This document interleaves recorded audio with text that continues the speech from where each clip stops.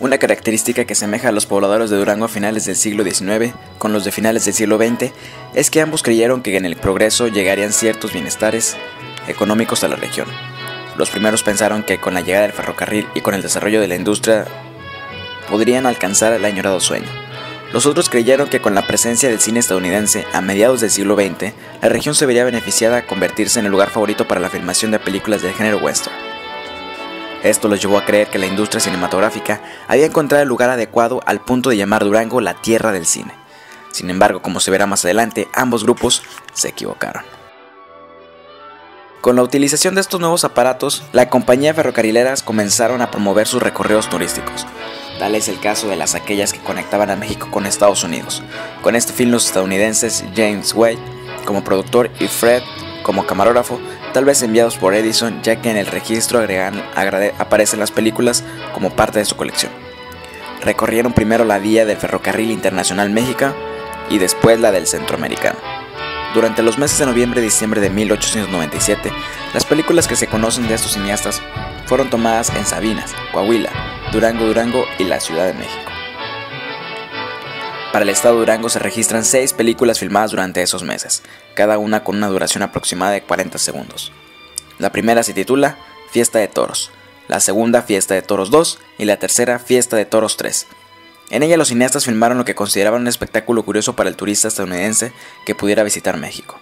La cuarta película la llamaron Un día en México, y en ella se contempla a mujeres que acarrean agua en sus cántaros. La quinta película lleva por título La hora del tren en Durango, y en ella la cámara capta a las personas que miran con asombro la llegada de los pasajeros que viajaron en tren. Por último, la sexta película, Reparación de calles en México, muestra la forma en que se empleaban los procesos de las cárceles para reparar las calles.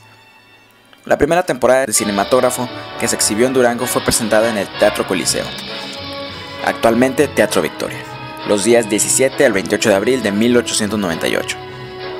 A partir de esas exhibiciones y sobre todo durante la primera década del siglo XX, los habitantes de Durango aguardaban la llegada del tren para recibir al próximo exhibidor que los sorprendería con las nuevas películas, o para ver lo que en su visita anterior había realizado en la población. Tal es el caso del cinematografista Kennedy, que era dueño del Salón Rojo de la Ciudad de México, a quien el 14 de mayo de 1908 la gente de la ciudad esperó con entusiasmo en la estación del tren, porque filmaría las películas de la Cuarta Exposición Industrial y Comercio de Durango.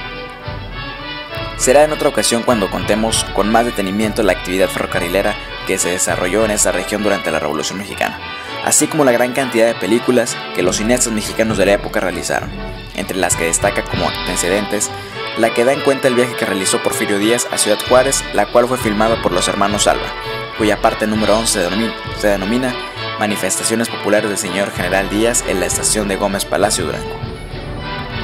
Los mismos hermanos Alba filmaron en 1911 el viaje del señor Madero de Ciudad Juárez a la Ciudad de México, que incluyó una parte del paso por la estación de Gómez Palacio, Durango, donde se le formó una valla de más de 10,000 personas. Pero tal vez la película que más llamó la atención es la que filmó la compañía estadounidense Mutual Films Corp., que logró firmar un contrato con el popular general duranguense Francisco Villa para poder grabar escenas de las tomas de Ojinaga, Gómez Palacio y Torreón, e incluirlas en la película La vida de Villa, interpretada por el actor Ruhl Walsh en 1914. Si para la lucha revolucionaria encontramos una lista de personajes destacados, para el movimiento ferrocarrilero de la época también es posible localizar nombres de sujetos que se distinguieron por su coraje y aplomo. De entre ellos sobresale Felipe Pescador, quien fue uno de los que impulsó la creación de la Gran Liga Mexicana de Empleados del Ferrocarril, además de que luchó por la mexicanización de las empresas ferrocarrileras. Durante la Revolución, Pescador fue nombrado jefe de los ferrocarriles constitucionales de México, y durante su administración se concluyó la rama de Durango a Cañitas, Zacatecas, actual estación Felipe Pescador, que entroncó con el ferrocarril Central y acortó en 265 kilómetros la trayectoria de la Ciudad de México.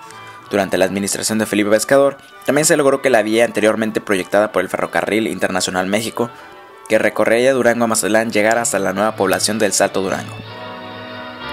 y en 1919 impulsó la constitución de una nueva estación ferrocarrilera en Durango, la cual inauguró en 1925 Plutarco Elías Calles, entonces presidente de México y que en su época se consideró la más funcional del país. Como compañía productora de cine, contaba con su propia escuela cinematográfica y tenía sus estudios en la finca La Trinidad. Esta compañía fue dirigida por Rafael Trujillo y dejó constancia de su actividad cinematográfica con las películas Vistas de la ciudad de Durango, Luz de Redención y La Puñalada. Sin embargo, no fue sino hasta 1954 con la filmación de la película estadounidense Puma Blanca, mejor conocida en México como La Ley del Bravo. Cuando comienza en el estado la época de la producción del cine del género western, a partir de entonces y hasta el año 2002, se realizaron más de 130 películas profesionales. Por su parte, el cine mexicano también ha participado en la filmación de películas en Durango, entre las que sobresale El Túnel 6, filmada en 1955. Se trata de una película en la que se puede observar la relación que existe entre el cine y el desarrollo de los ferrocarriles. En su narración se aborda la construcción del ferrocarril Durango-Mazatlán, que puede consultarse consiguiendo la lectura del historiador Antonio Avitia en su libro Historia del ferrocarril en Durango.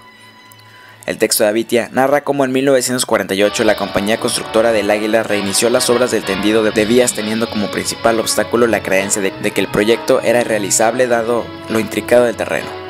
El paralelo al proyecto ferrocarrilero, el gobierno mexicano comenzó en 1952 la reconstrucción de la carretera Durango-Mazatlán.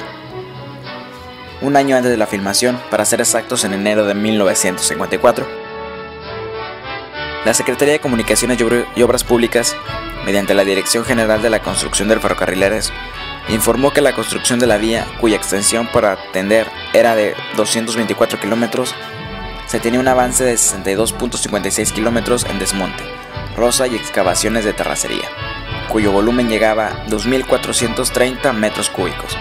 Por otro lado, en el reporte del programa oficial titulado Marcha hacia el mar, se da cuenta de la conclusión de los trabajos de construcción del puente Agua Fría, así como de los túneles 2, 7, 8 y 16. También se señalaba que se estaba trabajando con intensidad en los túneles 1, 3, 4, 5, 6 y 17.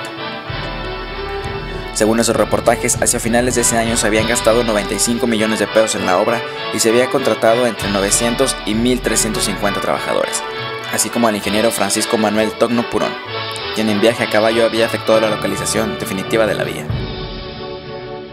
Como ya se mencionó, en 1955 los estudios Tepeyac, con sede en la Ciudad de México, comenzaron la filmación de la película El Túnel 6, dirigida por Chano Urueta, con argumento y adaptación de Rafael García Travesi.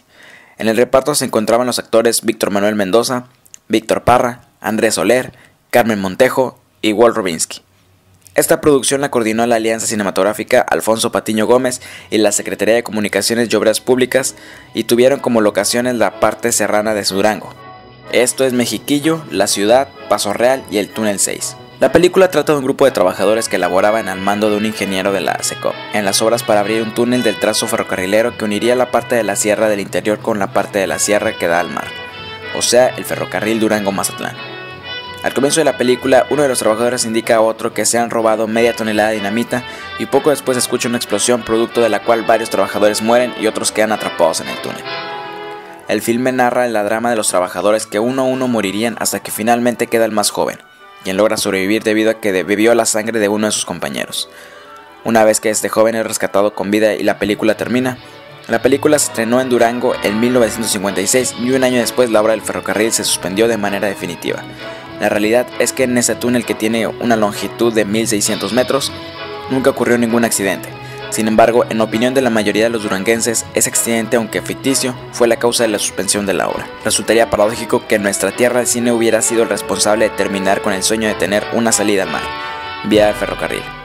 Lo que se terminó en 1960 fue la carretera transversal interoceánica Matamoros-Mazatlán. Por lo que respecta al cine, debe decirse que el género western dejó de ser rentable y los sets cinematográficos que se habían construido en Durango para ese fin quedaron en abandono. Para nuestra flamante estación de tren se tiene contemplado convertirla en un centro de convenciones y que los duranguenses podamos seguir construyendo un mundo de sueños, que para el caso de nuestra tierra, los mejores son cinematográficos.